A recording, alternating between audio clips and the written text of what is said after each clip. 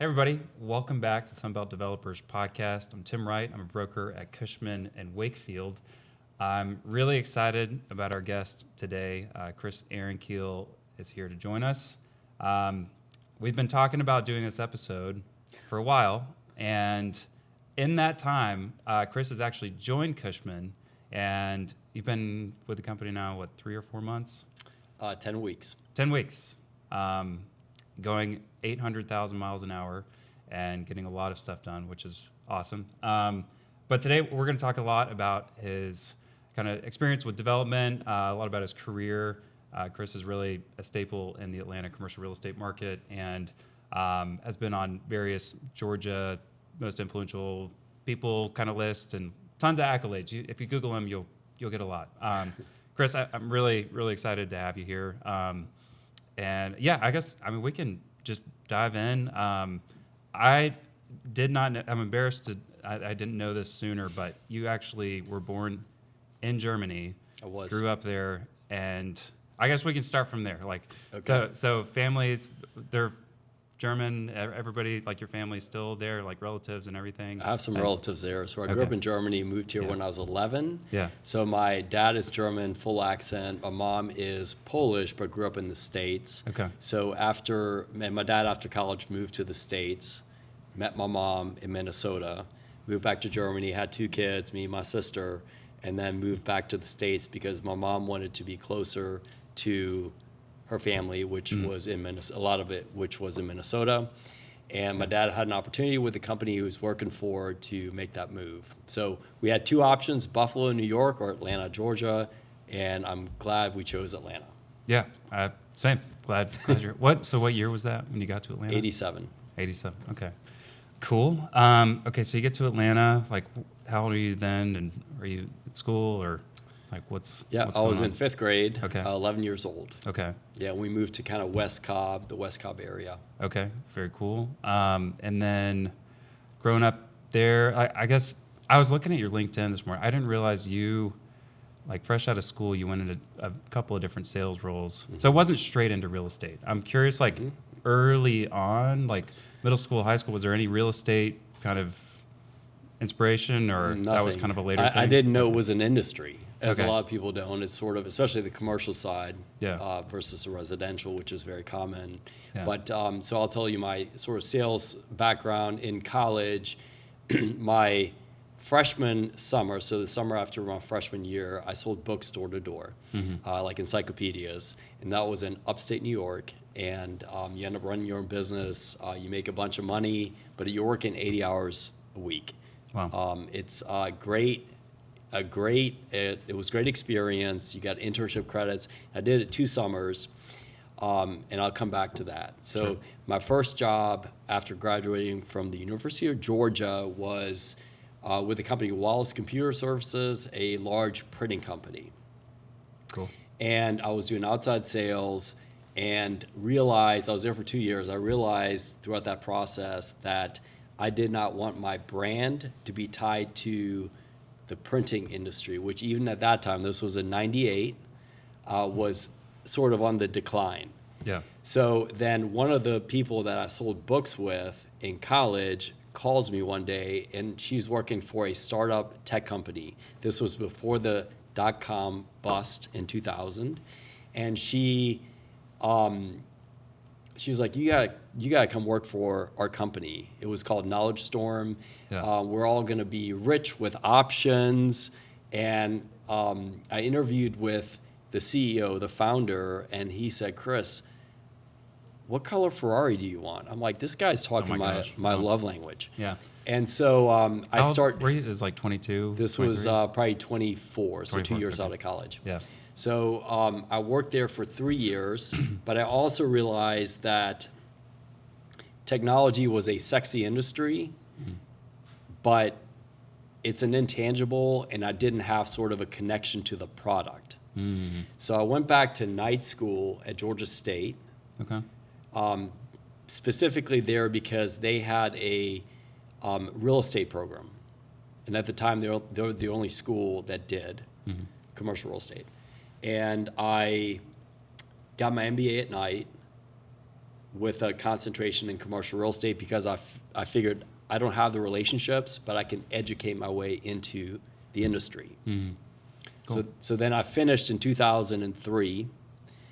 And at that point, and the year before, I was talking to a lot of people about what I should be doing in real estate, how to enter the industry. But I ended up working for a company, Trizic Properties, which at the time was the second largest office REIT in the country after Equity Office. Yeah. Hey guys, I just want to take a second and thank our sponsors for today. Our main sponsor is SHR or Songy Highroads. David Songy was one of our guests a couple months ago and really brought an incredible story about his career. Songy Highroads is a commercial real estate development company that has done almost $3 billion in developments. A couple projects that you might know here in Atlanta is the Hyatt Centric right behind Lenox Mall. There's also the Howell, which is a brand new apartment complex. And the most exciting project that they're working on is the expansion to the Savannah Convention Center. We're really excited to go down there probably early next year to show you guys what's going on, but they've broken ground. It's almost a $400 million project. It's been in the works for almost 10 years and very excited. So if you have any development opportunities or you want to learn more about them, please visit songyhighroads.com. Again, that's songyhighroads.com. Now back to the show. I mean, were you trying to get into brokerage or asset management, or like what was going through your head there? I started in leasing. Okay. So I didn't have, other than having sort of an education in commercial real estate from grad school, I didn't have any other, I guess, ties to the industry. Yeah, I did have network a successful sales, right? I was doing well at both the printing company and the software company. Yeah. And so I knew I could sell. Yeah. I still And- can't get over the Ferrari comment. Yeah. Were they actually doing well? Like, was that? So they weren't giving away Ferraris, Yeah. just to be clear. Yeah. They were giving you options. And like the dream is like, hey, we're going to do so well as a company, Yeah. and your options are going to be worth millions of dollars. So you can do what, like he was like Painting the dreamer. picture. Yeah. Yeah, founder, dreamer. Yeah. Yep. Okay. So back to Trizac. So you got a job there. Yeah, in sales, Yeah. because that was my kind of in. I had a proven record of selling. I didn't have a real estate record, and Yeah. typically they're looking for somebody with a little bit of experience in commercial real estate. Sure. So it was a leasing job, and I started leasing a flex product, so like quasi-industrial, quasi-office. Yeah. I was going to ask, what was your first assignment? Yeah, So was that Franklin Gateway? Business Park. Okay. No, New Market Business Park. Okay. Sorry, yeah. So that's like Franklin Road. that's northwest, Yeah, kind of yeah. somewhere. Okay. Wow. Yeah. So I got really lucky, and one of my fraternity brothers repped a pretty large deal for a young guy, both him and me. Yeah. It's 40,000 square feet, and through that relationship, like within my first 6 months, I did a 40,000 foot deal, which was pretty good. That's pretty good. Yeah. So they're like my boss was like, this guy may have something. So Yeah. then I got assigned to different. My second assignment was Interstate North. Okay. And then Palisades, and then Colony Square in Midtown Plaza. Wow. And our trophy asset was one line center, and then we had the land for 2 and 3 lines. Got it. Then in 2006, this was when private equity companies were buying REITs. So Equity Office got bought, Trizac got bought by Brookfield and Blackstone. Yep. And contemporaneously with the close of that transaction, they spun off Atlanta to Tishman Speyer. So I joined Tishman Speyer in 2006, and I was there through early 2018. Okay. That Tishman, where you just kind of said like, hey, you can go to Tishman, or like, was it you were a part of the deal? Like they packaged you in. they and said, picked here's your up- new business card. They probably picked up 60% of the employees. Okay. So Tishman Speyer, preeminent Oh, yeah. commercial real estate firm, like Right. as high quality as it gets, New York based, owned Chrysler Building, Rockefeller Center, a lot of prominent assets. Right. So it's like a dream come true for a young guy like myself. Sure. I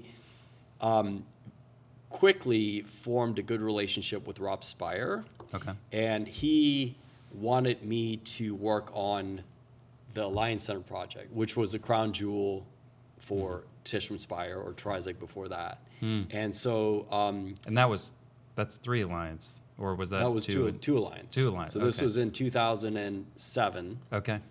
And we had decided as a company to move forward with a spec development of 2 Alliance Yeah. in 2007. Wow. And at the same time, Timing. Cousins moved forward with Terminus 200. And at the same time, Pope and Land moved forward with 3630 Peachtree. And at the same time, Crescent moved forward with Phipps Tower. Wow. 2009, economy is on fire. Yeah. 2000, Sorry. Yeah, 2007. Yeah. 2008, the economy crashed. Yeah. March 6th, I think. What is that? 2 million feet? 2 million feet on a market that at the time was, I think, 12 million feet. Wow. So you're putting 2 million feet of speculative, 0% pre-leased product on top of a only 12 million square foot market, Yeah. and the vacancy just shot through the roof. Wow. And March 6, 2008, you had the crash. Yeah. That was sort of starting to stagger up, and then the market crashed. And so you had 4 developers with buildings, trophy buildings under construction. When you start a building, you have completion guarantees, and you pretty much have to finish the building. You don't have to do the leasing, but you have to finish the building. And we're all going into what we now know was the Great Recession. So there was zero demand. In fact, there was negative demand, and there was 2 million feet, almost 20% of additional supply added to the market. So way oversupplied, negative demand, as bad as it got. In fact, those 4 buildings were on the front page of the Wall Street Journal Oh, wow. as the Buckhead bloodbath. Wow. The poster child of the recession of commercial real estate. So you're at the helm of the Leasing for 2 Alliance, which is one of 4. How was that lease up in the market? Like, I mean, when was it that y'all had a big deal hit? Was Marsh one of the Marsh was first the ones? first. That was it? So Marsh, very few companies had credit at the time. Yeah. And we ended up everybody was chasing Marsh because even they're a big public company. Yeah. They had good enough credit, Yeah. even with a depressed stock price like everybody else's stock price. How big were they? 126,000 feet. Okay. And you can't open up a new development that's 500,000 square feet, which all 4 of these buildings were, for less than probably 100,000 feet, because then you're operating the balance of the building as Right. a landlord, and you're paying for the operating expenses and staffing it for a small tenant that doesn't make economic sense. And so we landed that deal. It was my first big deal that we did. And we were thrilled. And then comes along the second 100,000 foot tenant, Novellus, which at the time was an $11 billion aluminum rolling company that was the U.S. headquarters or the world headquarters, but the parent was based in India. And the CEO loved 2 Alliance. He looked at 4 buildings, the 4 new buildings, and he said he was a decision maker. And he said Rob Metcalf was the broker. He said, Rob, I want to make a deal at 2 Alliance. If they don't make a deal, we'll make a deal at Phipps Tower. And just let's get it done. And it wasn't 2 weeks, but it was a really quick process. So we end up landing the second 100,000 foot tenant. So all of a sudden we're almost 50% leased, and everybody else is at 0. Wow. And so momentum begets more momentum. Sure. And the building ended up leasing up very quickly. We effectively made our money back, which is a huge win in that economy when pretty much everybody else lost their money. Wow. What was if you were to attribute it to anything, I think you present well, you show space well, but turning a deal in 2 weeks, that's not a short task, but as far as pursuing these tenants, did they just come to y'all and they're like, hey, we want to tour the space? Did you was it any unsolicited offers, or I don't know, was any of that, or was it just great execution and a great building and it did its thing? It's always a combination of so many things. Yeah, I think the broker and the company got comfortable that Tishman Speyer can execute based on the platform. Yeah. Not that our competition was high quality, Cousins Properties, Right. One of the very best. And it's. I mean, sometimes you just get lucky. You get lucky, Yeah. and you want people to feel like these sometimes are emotional decisions. Yeah. And if you can get people to visualize themselves in a space, and really, I'm a very detailed person. Like before I do a tour, I know everything possible about that person, and it's a lot of research. And I want to know everybody on that tour. I want to know what are their pain points. What do they not like about their building? What can we do to make this feel like a custom building for them? Yeah. So it's a very customized presentation. I'd fly in the right people if I needed to bring in, Rob Speyer, he would come in for that if I needed to. So we had like a really great team effort. And Jim Meyer, who was my boss at the time, was a great partner and supporter and came to all the tours. And so we just, I think, executed. We did all the little things right that ultimately led to the win. Yeah. And anyway, so what you sharing that reminds me of Scott Trump, who is sadly not with us anymore, but you worked with Scott for a while. Yeah, he was my assistant. Yeah, and I got the pleasure of working with Scott for a couple of years at Davis & Young. That's right. Yeah. And was unbelievably good at his job. But I remember him talking about you. He would, I think he told me he made flashcards for you about names or something. You would like rehearse pronunciating people's names and stuff. I know probably stuff you were just like, this is just what you have to do. But I remember he was just like, he's got his stuff together, and he was a great person to have in your pocket to help pull stuff off. Yeah, though. he was great. Yeah. So you land these two big deals. More momentum comes. You probably get a couple of 10 or 15,000 footers that fill in the rest of the building, and maybe. I mean, did y'all get up to 90-95% occupied? Like, when did that? I think we got to 92, which is considered stabilized, because the next buyer is always going to underwrite some static vacancy, so you don't get credit for that last 5 to 10%. And then we sold it. Cool. And we did relatively well. Sure, for the bloodbath that was out there. Was it Highwoods that bought it? Or were they? Okay, so Highwoods bought that, and then they bought. When did they buy One Alliance? Around the same time. Okay. So they had a philosophy of best business districts, I think, and they decided to invest heavily in, at the time for sure, Buckhead was the place to be. Yeah. In Atlanta, and they invested, and I think it's been a really great investment for them. Absolutely. Into the Lion Center project, which I'll say is, the best, or certainly one of the best projects in that submarket. Right. It's got incredible access. It shows really well. Yeah. So I want to ask you about 3 Alliance. I would imagine a relatively successful exit prompted 3 Alliance, or how did that project come about? So after what happened in 2000 with the bloodbath, Sure. there wasn't a person thinking about developing a building in the city of Atlanta, or probably pretty much across the country, unless there was a build-to-suit or something. So what I did learn is that real estate is it's a predictable industry. It's very cyclical, and we kind of do these 10-year cycles where there's 5 years of development, and we overdevelop, and then then there's 5 years of nothing, where that development needs to get absorbed, that new product. Right. And then the first person out of the ground after the 5 years of nothing does really well. And this happened in the cycle from 97 to 2002 with Monarch to One Alliance.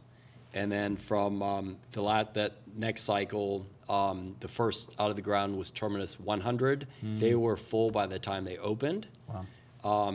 3344 was basically full within maybe certainly less than a year, which is a success. Yeah. And then came all the other buildings that said, okay, they're deeper in the cycle before they pull the trigger. It takes 3 to 4 years to finish a product before a tenant can move in. So you kind of have to look ahead, and sometimes in that 3 or 4 year period, you finance it when the market, everything is rosy, and then a recession hits or something else happens. Yeah. And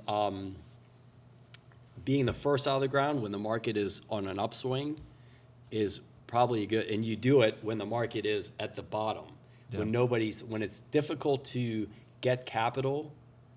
That's when you want to go. It's that contrarian theory. You want to invest in the stock market when everybody else has the maximum amount of fear. Yeah. Yeah. You don't want to invest when everything looks rosy because it's probably going back down. Right. Yeah. Because everybody's in. So, Hey guys, I just want to take a second and thank today's sponsors. This episode is brought to you by USA Cabling Technologies and Solutions. Alex Morris and his team are just the most incredible partners. They've helped us get our studio going here. Anything that you need for low voltage or audio-visual needs in your own build-outs or office suites, they are just A+. So if you want to learn more about them, you can go to their website, usacablingtech.com. Again, that's usacablingtech.com. Now back to the show. I put together a thesis to our New York Investment Committee, and I explained these cycles. And Atlanta it's unlike other markets which are supply constrained. We just overdevelop. Yeah. And then we have to absorb it. And then, of course, there's other factors that are out of our control, like the economy and absorption and so forth. They bought off on it. So in 2013 is when I started putting that together with help, from my team. And then in 2014, August of 2014, we broke ground. And it was the only building under construction. And it was a very emotional moment for me because this was really my first baby. Where I was actually the developer as well, instead of just leading the leasing charge. And I knew everything about the building. I wanted to know. I sat in every pre-construction meeting, every design meeting, the permitting meetings, all that stuff, because I wanted to learn it, because I love that stuff. And it's it's kind of like it's my third child. I have two amazing boys, as you know, 22 and 17, Bart and Porter. And this is kind of like my third child. And I pass it every day. I live close to there. And, Wow. Anyway, Tell me about the design of, like, were you involved in that? Like, so it's got this, some people call it like a cheese grater or whatever. If you're in Atlanta, you've probably seen it. It has the windows that are just, they look like they're open, or you kind of don't know what's going on if you haven't been in I got a lot of calls. I had a big sign on the loop, the bucket loop, and people like, when are you going to close the windows? I'm like, that's a design feature. So if you think about it, so answering your question, Jerry Speyer is very big into design. Yeah. And he ultimately makes the decision. Got it. And I wasn't at first sold on this design, but if you think about it, every building in the city is what I call a static building. It's a fixed building. It sits there. It doesn't move. It's just it looks great. A lot of our buildings look great. This building is a building I would describe as an energetic building. Yeah. So you have 603 glass panels that project out in 4 directions. They tilt in 4 different directions. Yeah. So if you think about a cloud moving across the skyline. So the flat glass, which is the majority of the glass, is going to pick up a reflection, but the faceted piece isn't going to pick up that same reflection. So as a cloud moves across the skyline, the building kind of does this.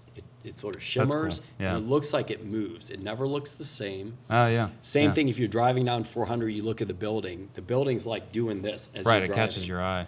And if you look at that relative to every other building, they're a static building. It's like an energetic building. And That's cool. That is, like, energy is so important to people. It's like they want to be part of that. And once you explain that on a tour, they're like, oh, that's really cool. Yeah. And it's still, probably my favorite building. Yeah. I didn't know that about children, but the third child. Okay, so was that the one and only approach to movement, like the energy you're talking about? I'm just pulling it up here so people get context. If you're not familiar, this is 400 right here, and this is the Alliance Center, and this is 3 right here. You can kind of see it. I don't know if Google really does a great job, but yeah, you can see some of them. So was it like using the window direction, like that, was that the only approach to like movement and energy, or was there something else y'all explored with the architect? Or Well, we kinda it? did. So we looked at, so if you look at one alliance, Yeah.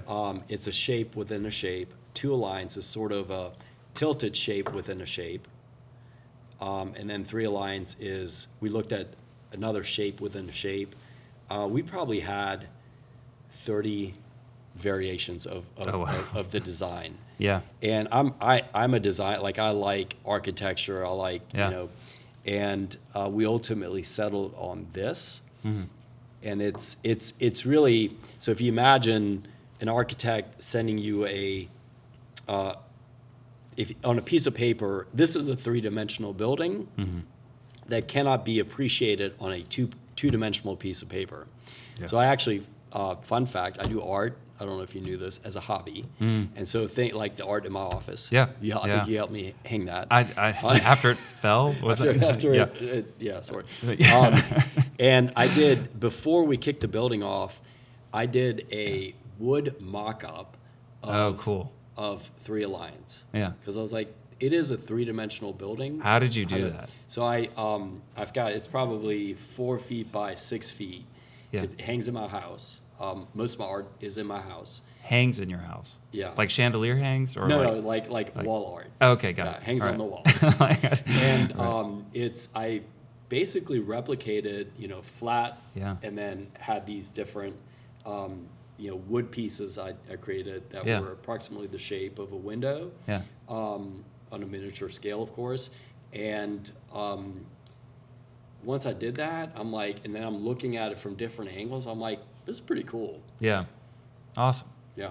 Okay, so design process, and then it was spec, full spec, or did y'all have any pre-leasing 100% done? spec. Wow. All right. And The typical Atlanta thing. So only Yeah. 18% of buildings built in Atlanta had been spec, or had any pre-leasing. So pretty much every Or just building in a Atlanta spec, is a yeah. spec. It's a spec town, Yeah. which is no longer going to be the case because the markets are so much more efficient with the financing, and lenders just are going to Right. need some assurance that the rent that it takes to build a new building, which is always going to be top of market based on construction costs and the quality of the asset, that there is acceptance to that rent, and then mitigation of the risk of the asset with, taking a hopefully 25 to 30% or more of the building to take that risk away. Right.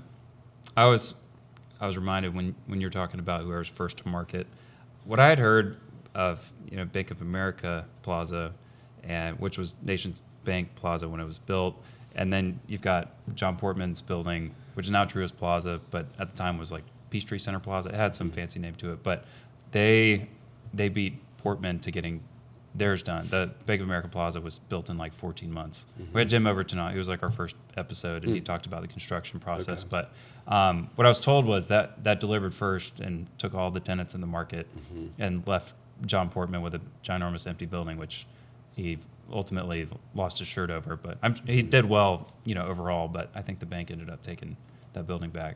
Have you heard any? Or I don't know if I'm just making that up. But I'm sure you're right. Yeah, And yeah. for the purpose of this podcast, you're absolutely Sure, right. okay, yes. But I will say, That's the fact. like, I didn't elaborate on the study, but like Sure. I looked at, there's typically, call it 5 buildings in a development cycle Yeah. in a market like Buckhead. Huh. And so the buildings between 97 and 2002 were like the first building. If I did a lease up, it was like full by the time it delivered. Second building took maybe 8 months post delivery before it was full. Then it was like a year, and then the last 2 buildings were like 2 years. Just dead. There's just the demand. The cycle has softened, and then it happened again in 2000 and I guess 6 with Terminus 100. Yeah. Was full, like I said, close to the time it finished, so almost zero lease up post completion. Then the next building took maybe 8 months to 12. Then the next building, and then of course the last 4 that developed at the same time. Yeah. They took, we leased up probably in a year after, which was a huge win, with higher concessions than we underwrote. But then the next few buildings probably took 2 years. Wow. So like that is not a successful outcome, unfortunately. Yeah. But that's what happens. So it's like, if you can be the first out, there is, in that 5 years of no development, there is going to be pent up demand. Yeah. And typically the economy, it goes in cycles. So it's a pretty predictable thing. In fact, because commercial real estate, if you build a substantial building today, it's 4 years, maybe 5 years before tenants in.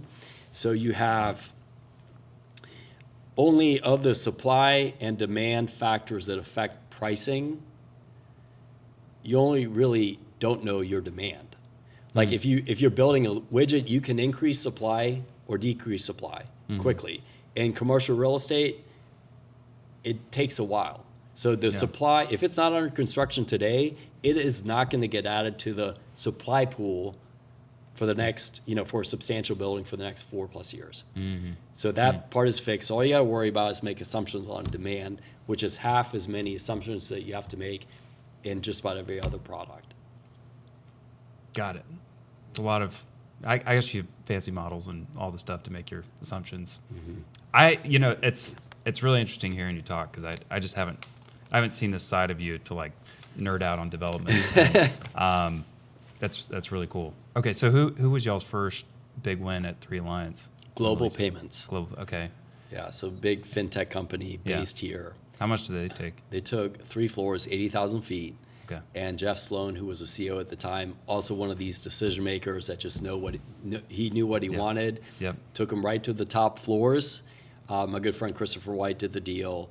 So I had good intel on like what does the client want, and we knew that he was he's going to get one of the best corner in the building, and they ended up bifurcating their headquarters, took 3 floors at Three Lions, and they kept like 200,000 feet in perimeter. Okay.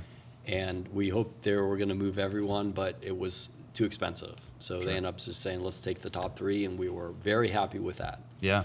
What was the rate? Do you remember? It sounds cheap now, but I think Yeah. it was like 30 net, which was all we needed to get. Wow. And that was what, top of the market at Top the of the time? market, yeah, by a pretty good shot. Wow. So that's like called 42 gross. Yeah. And now if you build a new building, we were talking about it's like 90 a 90 foot. gross, so yeah. call it 72 net, 90 gross. Yeah. Operating expenses have inflated, as have rental rates. Right. Cool. Okay. And you said a year for leasing up Three Lions?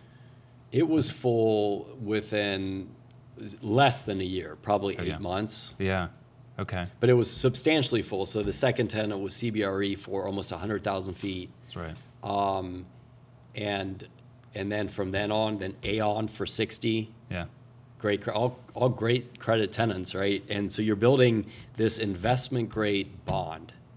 So it's an income producing asset. And we end up getting in State Street, like all these great names, Gallup, Kajima, they all came to the building, and it was, we sold it at, I think, 92%. Yeah.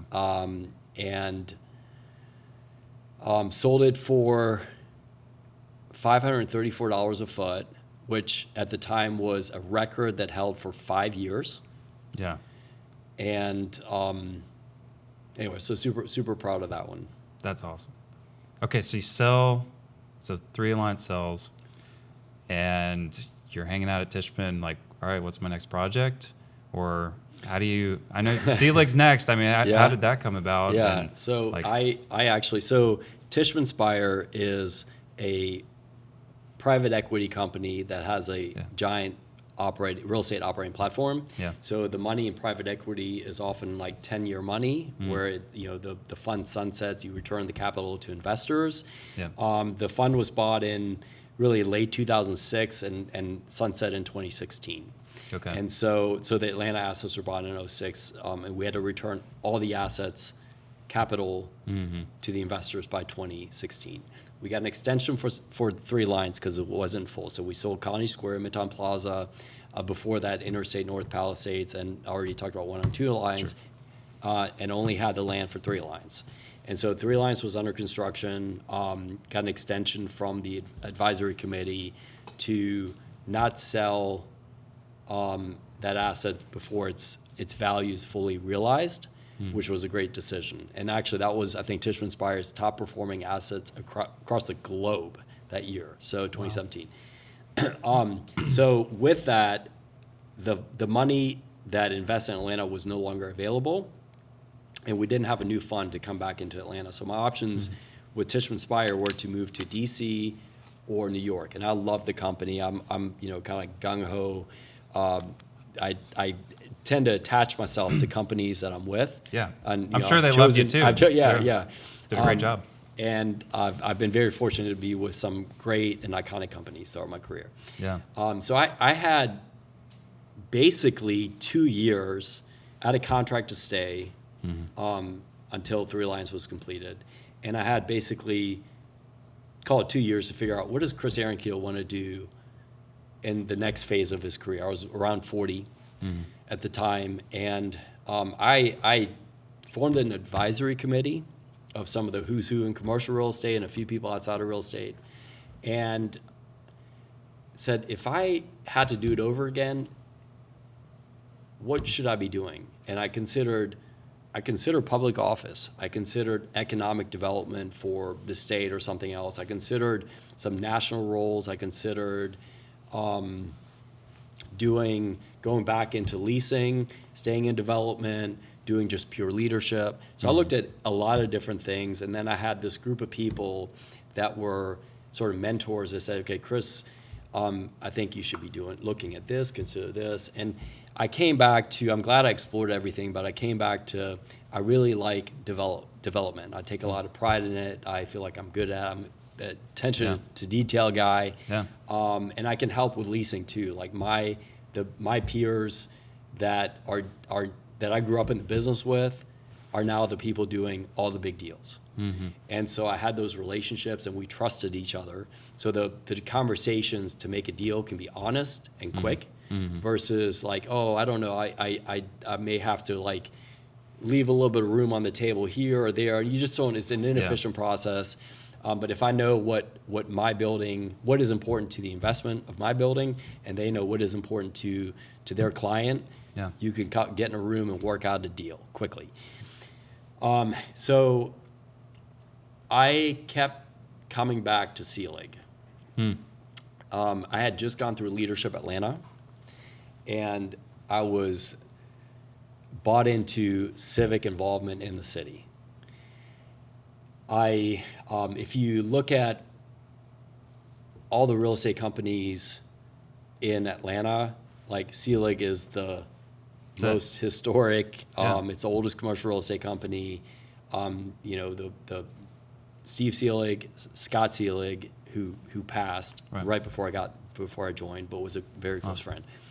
They're all civically involved. I'm like, that's what I want to do. That's where my heart is. So I can do real estate, but I can also do good work for the city, the community. Because after all, real estate builds communities. So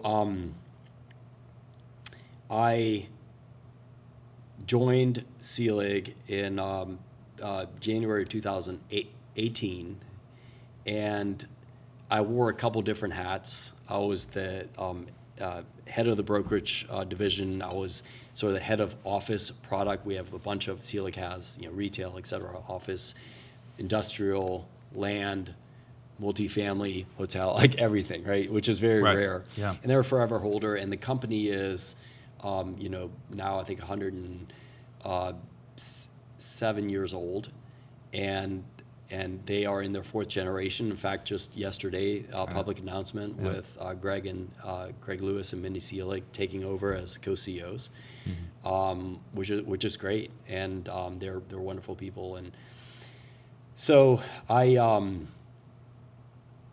joined in 2018, and they were super supportive of obviously the commercial real estate experience I bring to the table, which is the high-rise office, kind of that sexy product, but also especially with Scott having just passed. That's how Scott and I knew each other, through civic and board things rather than real estate, because he was really more retail. I was office. We don't really collaborate on those two fronts.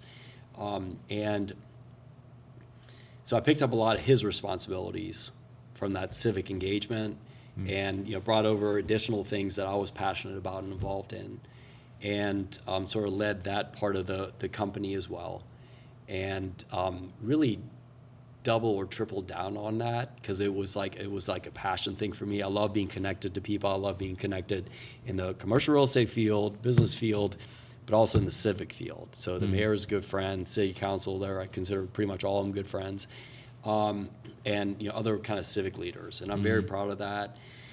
But then I was really financially, I was there to develop and to lease. Hey guys, I just want to take a second and thank our sponsors for today's episode. This episode is brought to you by Corporate Environments, Georgia's leading full-service commercial furniture and workplace solutions partner. Whether you're building out Class A offices, retrofitting co-working space, or planning large-scale tenant improvements, Corporate Environments brings deep expertise in future design and specification, architectural solutions, project management, delivery and installation, and more. They're known for delivering turnkey solutions that help your properties stand out and your client's space work better. Plus, as a certified minority-owned business, they bring a fresh, diversity-driven perspective to every project, something that resonates in today's market. To elevate your next interior build-out or FF&E plan, reach out to Corporate Environments. They have a location here in Atlanta and Savannah, and you can learn more at corporateenvironments.com. Let their team turn your vision into impactful spaces.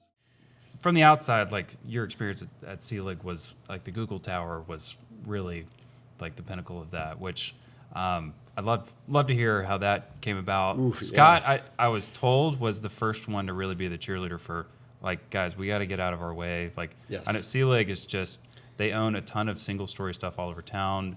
It's like, when in doubt, CLIG owns it if Yep. you're around Atlanta. And they'd never done anything like this. So I'm curious, like where that conversation, obviously with his passing, that probably went dormant, and then I'm just curious how that all came sure. together. So Steve Seelig was chairman, president, and is until the end of this year. And he's not going anywhere. He's Right. he's so good at what he does. So Scott was the next generation, the fourth generation leader of that company. And the transition was in process. And then he got cancer, and 55 weeks later passed. But his dream for the company was to be a development company. So Steve was a real estate investor, made some incredible investments, and built the platform to be such a large holder of real estate, all kinds of real estate, and really put the company in position to have a tremendous amount of cash flow, and just give us options to do kind of things that we wouldn't otherwise do. And then Scott wanted to execute on that with being a development company, because real estate's about the land, it's about location, and Seelig owns the locations. So everybody wants access to, in fact, Right. I did a study, 37% of the land in Midtown that's developable for office product is owned by Seelig or controlled by Seelig. No way. Wow. So, And what? which is the big next, reason I was there. Yeah, and the next 10% is Dewberry, or Yeah. I'm curious what that. Yeah. I'm just pulling up Google Tower Yeah. to show context. So Scott, and he hired his first hire to kind of help him lead the development efforts was Steve Bale, who is probably the best developer in the city.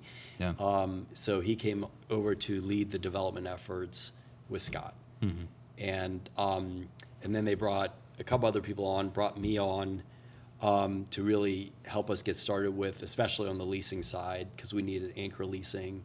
But I was able to. The building was probably 70% design, so I didn't have a whole lot of touches on it. Yeah. From especially the exterior.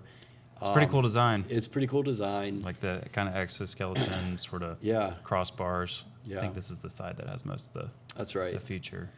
Perhaps the best feature on that is that big G on top. Yeah, I'm sure. There's a lot um, of cash flow coming. So what had happened, this is a little bit unusual, but it's a big building. It's almost 700,000 square feet. Yeah. And in order to get financing, banks needed 30% pre-leased. Let's call it, 200,000 feet. There wasn't a 200,000 foot tenant in the market.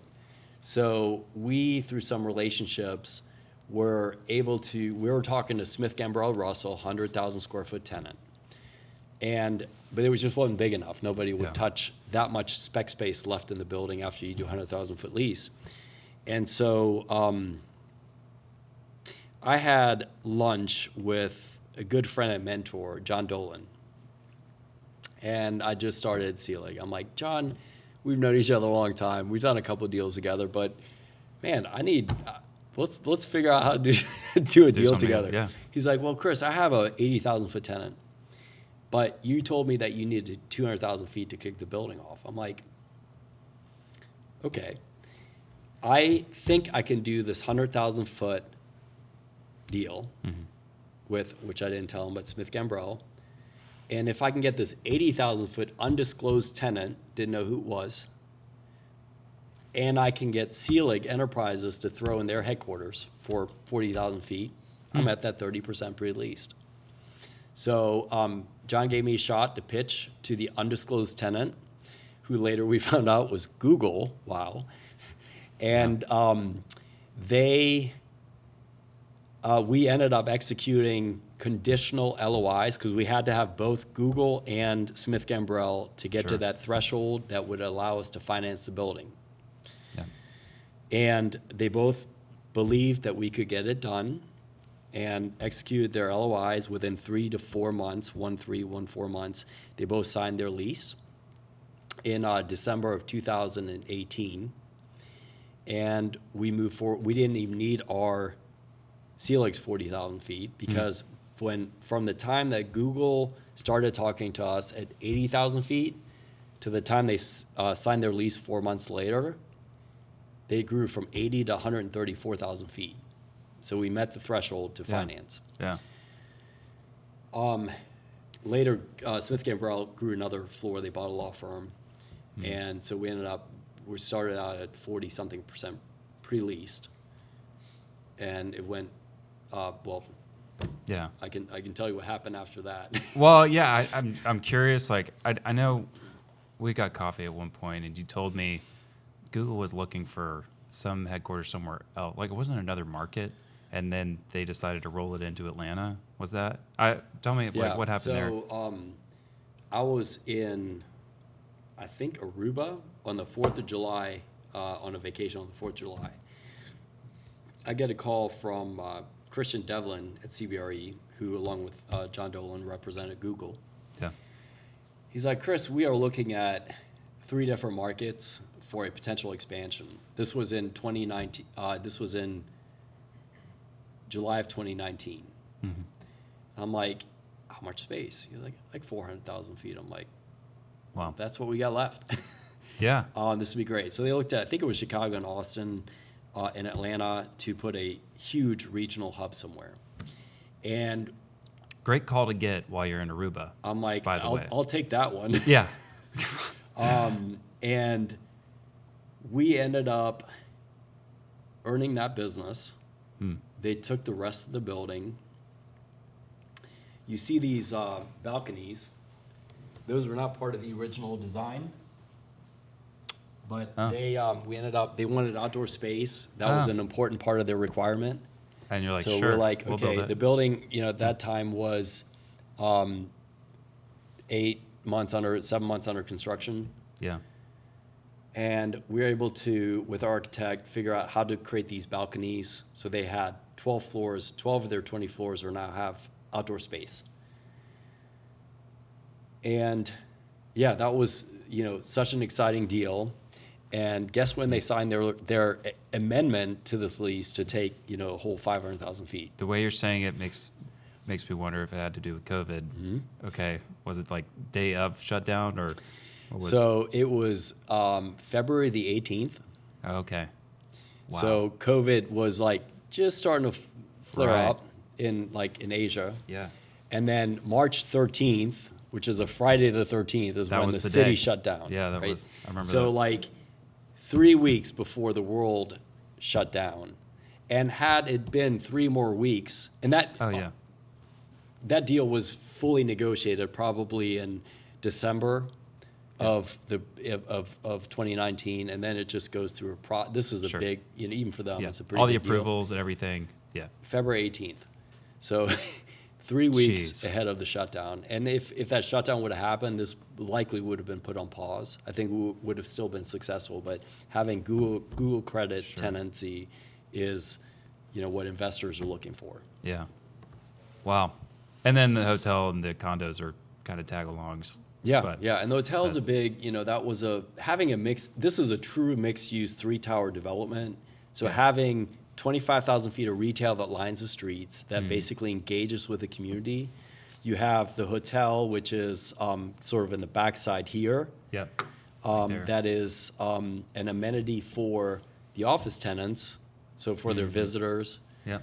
And then the condos are on the right. That was just us trying to maximize the value of the site by putting as much product as we could on it. And And then this is shared courtyard? shared courtyard. Okay.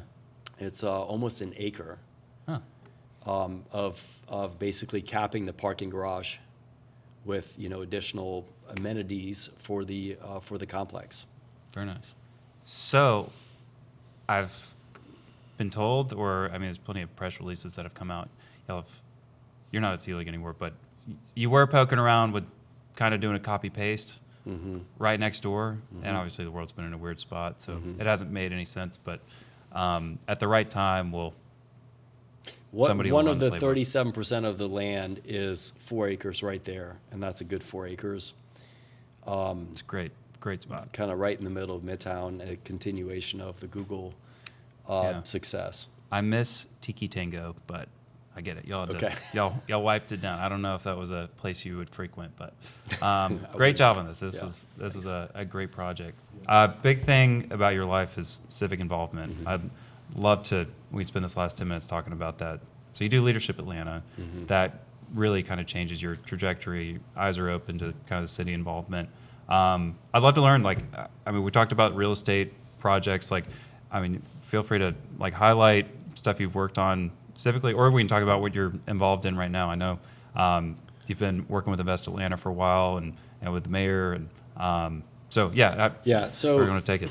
I have always been a believer in being involved in things, and it's good for the organizations, it's good for yourself, your network, et cetera. And a lot of the involvement that I chose to partake in before Leadership Atlanta was business-related stuff. What is going to help, make me more successful, put more money in my pocket, and those are real estate boards like ACBR,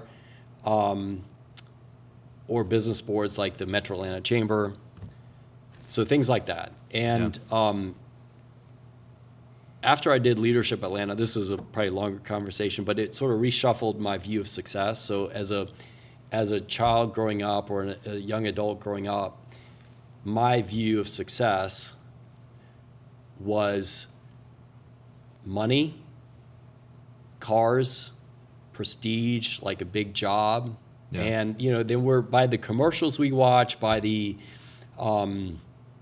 what movies sort of tell us success looks like. Yeah. That influences our vision of what we should be doing as adults if we want to be successful. Yeah. And, I had a thriving real estate career, but I wasn't fulfilled.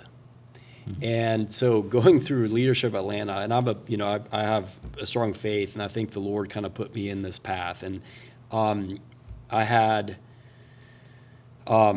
I got selected. I got really lucky to get into Leadership Atlanta when I did. Yeah.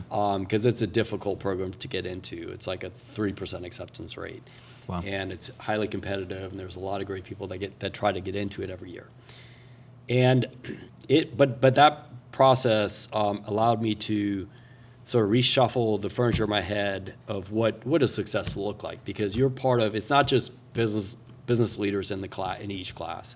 It's nonprofit leaders, it's government leaders, it's it's lawyers, it's judges, it's kind of police chiefs.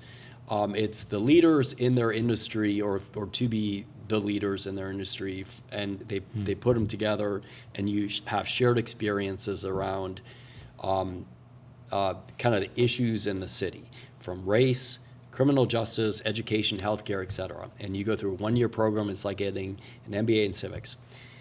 Just wasn't exposed to it. If we're not exposed to something, we just have, we just don't know about it. So that exposure was really great for me. I met a lot of great people. Yeah. It led to one of my classmates was Eloisa Clementich, the CEO of Invest Atlanta, and Kirk Rich. You know Kirk? I do.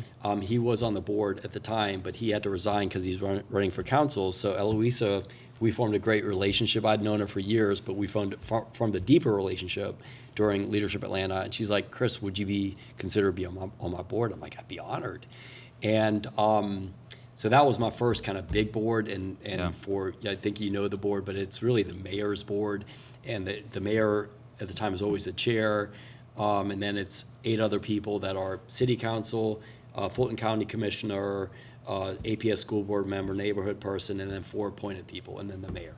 And we make like hundreds of millions of dollars of decisions for the city as it relates to economic development and community development. We the Beltline filters up to us. That was started by Invest Atlanta. Every park, every kind of major city project that's like real estate related, including affordable housing, it goes through Invest Atlanta. So really influential thing. I was there with 3 mayors. I actually just finished my 8th year, which is your term limit. Yeah. So I couldn't run for a third term. Yeah. And I just also started as the new regional leader for Cushman Wakefield. So I certainly didn't have time either. But so finished that. Super excited about where the city is now.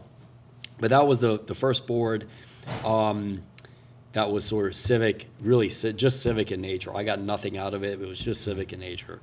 And I progressed to vice chair, so I was kind of the mayor's right-hand person on the board, which is super cool, especially under Mayor Dickens, who's amazing. Yeah. And then from there on, like other people are calling. So I joined eventually the Leadership Atlanta board, which again was such an influential organization for me. I'm proud to say I'm board chair elect. So in 2026, I'll become board chair. Which is something I'm really proud of. The ACBR is, as starting out in the commercial real estate business, it is the commercial real estate organization, biggest in the Southeast. And I was president of that, still am for another, like week or something like that. And that was kind of my big thing this year, including, in addition to Invest Atlanta, vice chair, but then Leadership Atlanta's next year. But then I do other things that are important, I think, to business, like the Buckhead Coalition, Midtown Alliance. I've got to sit on a board which is called Atlanta Real Estate Career Alliance, which is basically us going to local universities and talking to, there's 8 of us on the board. It's both commercial and residential. Everybody on that board. Yeah. And we just kind of open up to college students to tell them about this cryptic commercial real estate world. Cool. And so that's exciting, and I always forget some of them, but I'm probably overcommitted, but I'm very proud of the ones that I am. I'm on a couple of election boards too, like including a PAC. So wow, I like that part too. Yeah, man. I don't know. I remember we went to a meeting. We were in some traffic. You showed me your calendar one day, and I mean, it stressed me out just looking at it, and you live it, and it's amazing. Well, I know we're just at time here, Chris. I can't thank you enough for coming on. Thanks for sharing your stories, and we'll have to do it again. I know we've got a lot more to unpack with the city and all that, but we got a good run ahead of us, and I tell you this all the time, but I'm super proud of you for where you've gone in the brokerage world, the reputation that you have built for yourself, and the creativity by which you've done it, including this podcast. And you're talking to the who's who in the industry, and as a still relatively young, rising superstar, you've done well in your business, but you're also kind of helping people understand, like this, hopefully this is of value to somebody, but you interviewed Mark Toro and a lot of other kind of who's who in real estate. So that's super cool, and I'm proud of you for that. No, I appreciate it. It's been, one step at a time, and I think we're we're sponsored now, and we got a studio, and Yeah. we're it's coming together. I saw So, David yeah. at Songy Songy, Partners. yeah, he yeah. was at a Bucket Coalition board meeting, Yeah. and he was telling me about. I think he had coffee with you afterwards. Yeah, and, that's right. Just how how proud of you he is as well, and Yeah. they appreciate being a sponsor. And He really helped us. He gave it a soft little kick to. We did his interview, and I just remember afterwards he's like, "Man, I just want to do what I can to help you out," and he's been a good mentor. And, Yeah. So yeah, no, I'm glad for that. I really appreciate your comment. Yeah, Man. yeah. Well, good. Well, y'all, thanks for tuning in. I think we have an interview almost every Friday through March. So we're doing a wrap party soon for season 1. So a lot of good things happening. Okay. So Chris, we'll let you All get to it. Thanks right. for coming on, man.